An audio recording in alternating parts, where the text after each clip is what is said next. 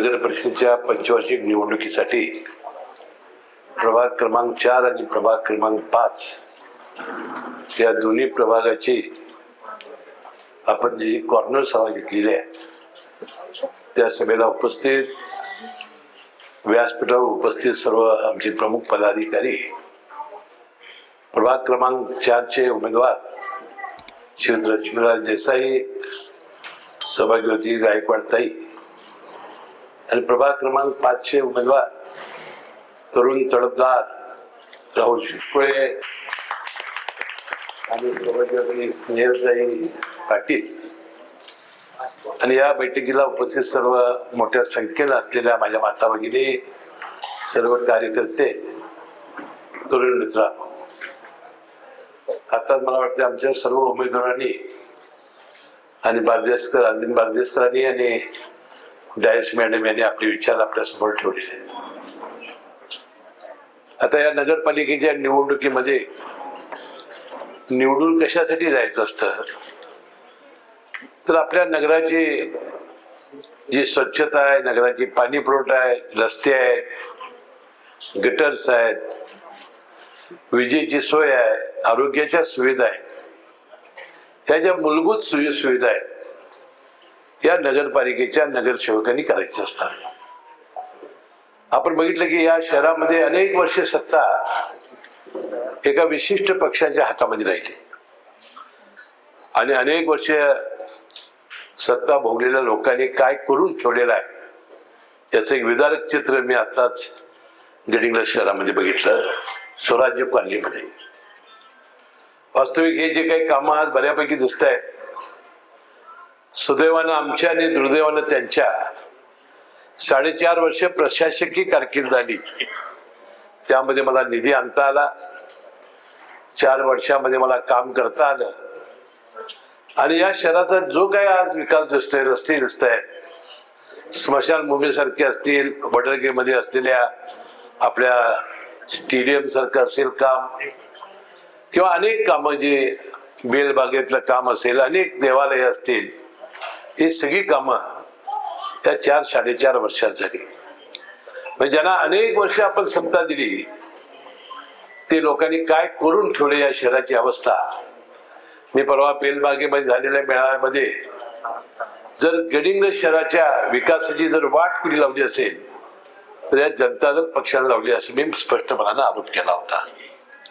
आता मी स्वराज्य कॉलनीतली आपली गटर बघितली आणि ती माझी महिला सांगत होती की साहेब हे असं पाणी गेले 5 वर्ष माझ्या दारात आहे. मला सांगा, सांडपाणी, संडाचं पाणी, मलमूत्र सगळं जर जाणार असेल घरासमोर आणि ते तिथंच थांबणार असेल तर नागरिकांना जायचं कसं तिथं? त्याची आपण काही व्यवस्था करू शकलो नाही. इराणी समाजाची सुद्धा अवस्था तीच झालेली आहे.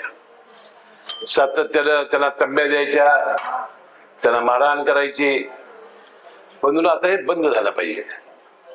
कारण आपण लक्षात ठेवलं पाहिजे की आता ज्या पद्धतीने मी इथं आमदार आहे, मंत्री आहे, तोपर्यंत कोणी तिस्मारखा तुमच्यावर दादागिरी करणार नाही याची एक आपण ठेवा आणि कसं करणार असेल ताबडतोब मला कळवा.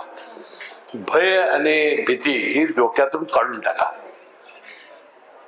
आता मला सांगा, इथं महिला आता मोठ्या संख्येने आहेत. ही अवस्था का झाली शहराची? तुम्ही भाकऱ्या करता का नाही? भाकऱ्या तव्यावर भाकऱ्या करता, ती भाकरी परत केली तर काय होती? करपती.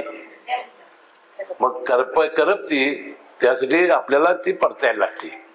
जोपर्यंत ही सत्ता परतणार नाही तुम्ही तोपर्यंत ही भाकरी करपणार. म्हणून येणाऱ्या या निवडणुकीमध्ये कोणत्याही परिस्थितीत राष्ट्रवादीच्या या सगळ्या उमेदवारांना नगराध्यक्ष महेश तुर्भतमठ आणि आमचे सगळ्या नगरसेवक नगरसेविकांना प्रचंड मताने निवडून द्यावं अशी विनंती करण्यासाठी मी आज आपल्या समोर आले. या शहरामध्ये 3000 घरकुलं 10,000 रुपये मध्ये गरिबांना बांधून देण्याचं काम मी करेन.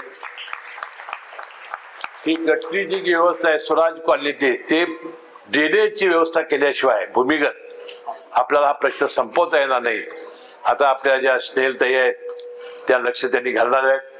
त्या स्वराज कॉलनीतलं पाणी कसं जाईल खाली त्याचं कामही मंजूर आहे. परंतु जनता दलाने काहीतरी अडवलंय असं मला कळालं, त्यामध्ये मी लक्ष घालीन.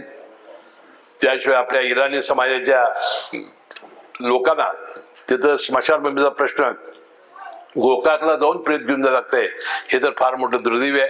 ती त्यांना जागा मिळवून देणं आणि वाचनालय वगैरे करणं अशा ज्या भावना आपल्या मागण्या आहेत त्या निश्चितपणानं पूर्ण करू. आणि किंबहुना या गडिंग्लज शहर हे स्वर्ग करण्याचं जे आमचं स्वप्न आहे ते आपण पार पाडावं. आता या चारही उमेदवारांची आपण भाषणं ऐकलेली आहेत, त्यांचं काम आपण ऐकलेलं आहे. राहुल शिरकुळे तर बिचारा खुर्च्यात लावत होता मगाशी, म्हणजे पडेल तो काम करणारा. म्हणजे तुमचं पाणी बिल भरून आणून द्या म्हटलं पाणी बिल भरून आणणार, लाईट बिल भरा म्हटलं लाईट बिल भरून आणणार, म्हणजे असा हर काम्या.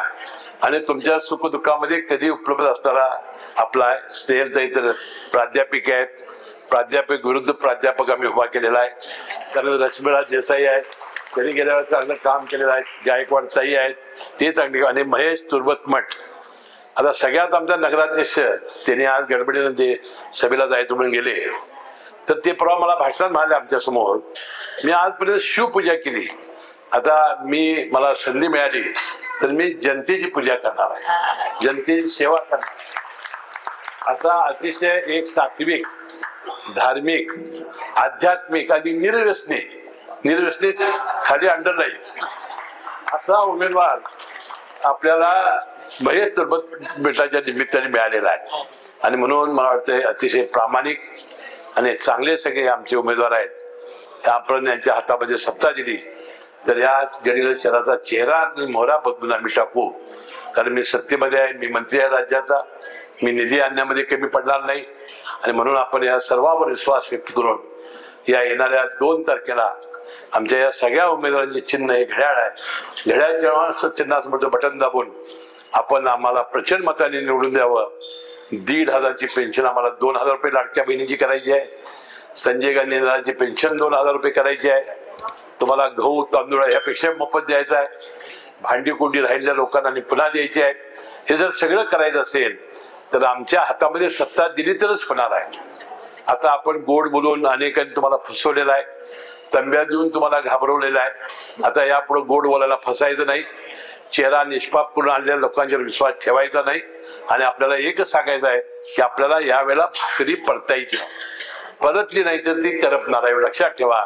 आणि आमच्या राष्ट्रवादीला निवडून द्यावी विनंती करतो आणि आपल्याला